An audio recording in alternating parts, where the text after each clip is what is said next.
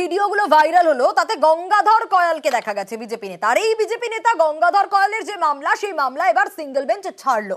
এবার viral video মামলাও প্রধান বিচারপতির ডিভিশন বেঞ্চেই হবে। আরো বিস্তারিত জানবো অর্ণবের কাছ থেকে। অর্ণব, আদালতের কি পর্যবেক্ষণ? মামলা ছাড়লো সিঙ্গেল বেঞ্চ এবং এই মামলার যা শুনানি সব প্রধান বিচারপতির ডিভিশন বেঞ্চে হবে। বিচারপতি জয় সেনগুপ্ত তিনি জানান যে গঙ্গাধর কয়াল বিজেপি নেতা যিনি মামলা করেছেন এবং তার একাধিক যে আবেদন রয়েছে আদালতের সামনে, এবং এই বিষয়টা কিন্তু সার্বিকভাবে সন্দেশখালীর যে ঘটনা, সন্দেশখালীর যে কাণ্ড, সেটার সঙ্গে ওতপ্রোতভাবে সম্পর্কযুক্ত।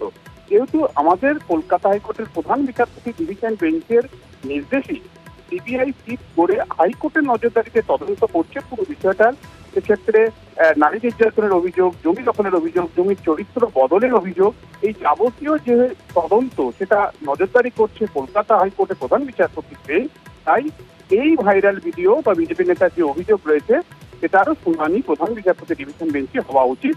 তাই তিনি মামলাটি তার বিচার্য মামলা তালিকা থেকে রিলিজ করলেন, ছেড়ে দিলেন এবং সেটা প্রধান বিচারপতির কাছে পাঠিয়ে দিলেন। এখন প্রধান বিচারপতি ডিভিশন বেঞ্চ যদি তিনি মামলার গুরুত্ব বুঝে সেটা সিঙ্গেল বেঞ্চে ফেরত পাঠায়, তিনি তখন সেটা শুনানি করতে পারেন।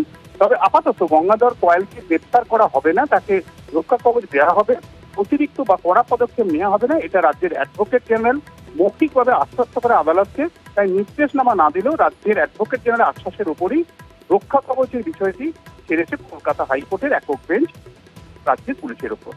বেশ অর্ণব।